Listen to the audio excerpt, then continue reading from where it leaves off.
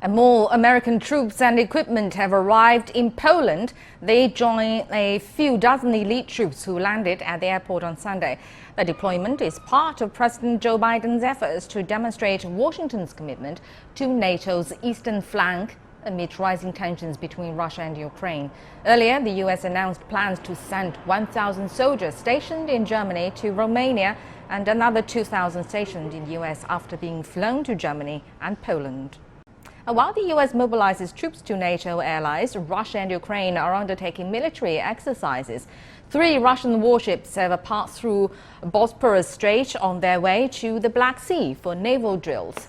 And the Russian Defense Ministry said another 3 landing ships are expected to pass through on Wednesday. The ministry earlier said the Russian Navy has been carrying out several military exercises since January. And meanwhile, Ukrainian forces will hold large-scale drills in several locations from February the 10th to the 20th. Ukraine said the drills will test the medium-range Javelin missile system and other anti-tank missiles. And the U.S. has been providing weapons to Ukraine since Kiev's tensions with Moscow resurfaced. And now for more on the Ukrainian crisis, let's get some insight with Pavel FalconHeur, a Moscow-based defense analyst and also columnist. Thank you for joining us, sir. Well, first of all, Macron held almost 6 hours of talks with Putin on Monday and then met with Ukraine's Zelensky on Tuesday. And he told reporters after meeting with Putin that he secured an assurance that there would be no deterioration or escalation, quote unquote. So do you think after the negotiations or talks among the leaders, the Macron has secured that promise from Russia already, or defuse a war and save the world already? Well, Macron is making a big effort. He has claimed some partial successes. It's not clear is that really how much success there really is right now. The tensions continue to be very high. And, Macron says that there has been assurances that there'll be no escalation. But, of course, Russia has always been saying it has no intention to attack Ukraine, that this is all Western provocation. So it's not that really much has changed in principle, but some steps have been taken, yes. Right, now Macron also said both Russia and Ukraine had committed to honoring the Minsk Accords. So tell us more about this agreement and how it comes into play in the current situation. Well, there have been 2 Minsk Accords, one in September 14, the other in February 16, the so-called Second Accord, where the French and Germans were acting as in-between. Both happened accords after the Ukrainian military were soundly defeated by Russian and pro-Russian forces. And these accords were basically to stop the fighting for the time being. They envisage a ceasefire, political solution. There were attempts during the years, and it's already 7 years since the second accords happened, to achieve a more stable ceasefire.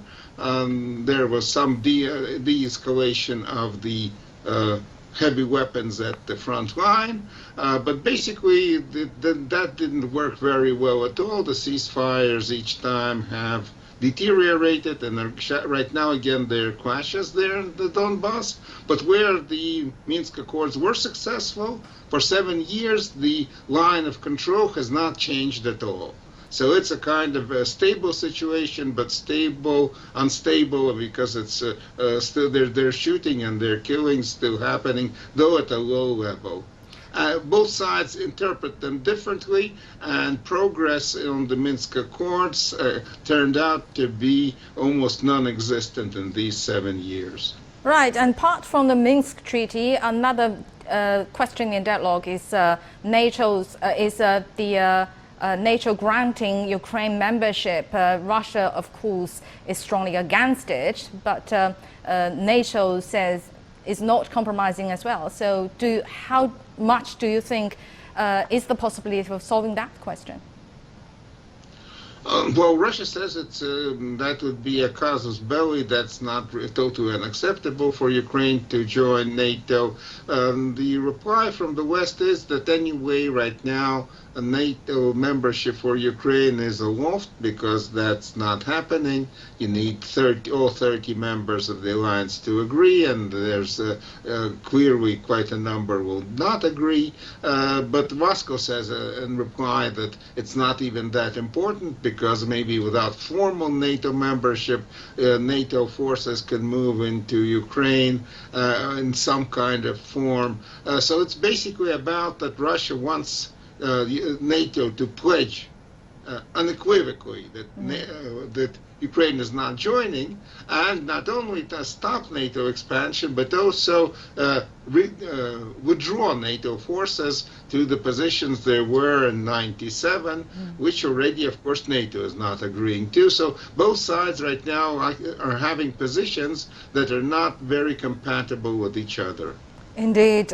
Well, Macron is the first Western leader to meet Putin in person regarding the Ukraine crisis. Has been very active in negotiating both sides. But Russia said, the spokesperson of Russia said there is no possibility for Russia and France to secure any deals because France is not the head of NATO. So would you please help us understand France's role in this scenario?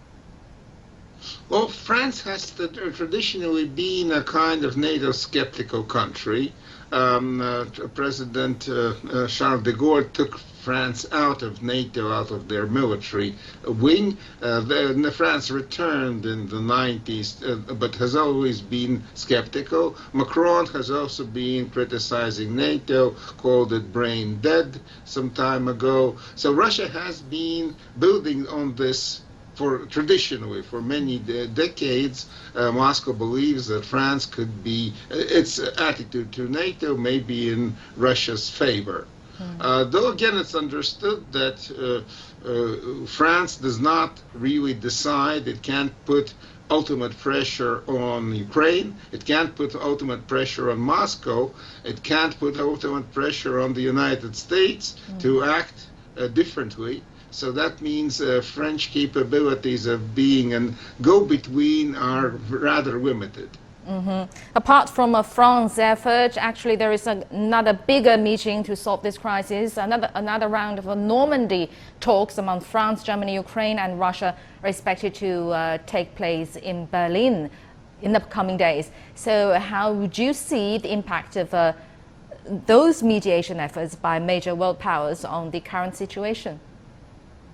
Well, that will be a meeting on the level of political so-called advisors. There was a similar meeting just recently in Paris. Now there will be one in Berlin. It's good that they're happening, but this is not a summit on the level of foreign ministers, and of course not a summit on the level of heads of state as it happened before. They will discuss things. Russia will be represented by Dmitry Kozak, his deputy chief of Putin's administration, and personally close to Putin, and is considered a kind of moderate member of the Party of Peace in the Kremlin. So that's important that these talks happen, but this is not a breakthrough in itself. All right. We'll keep observing the situation and also, of course, the meetings among the powers to solve the Ukrainian crisis. Thank you very much, Mr. Pavel FalconHeur, Moscow-based defense analyst and columnist. Thank you very much for your insight.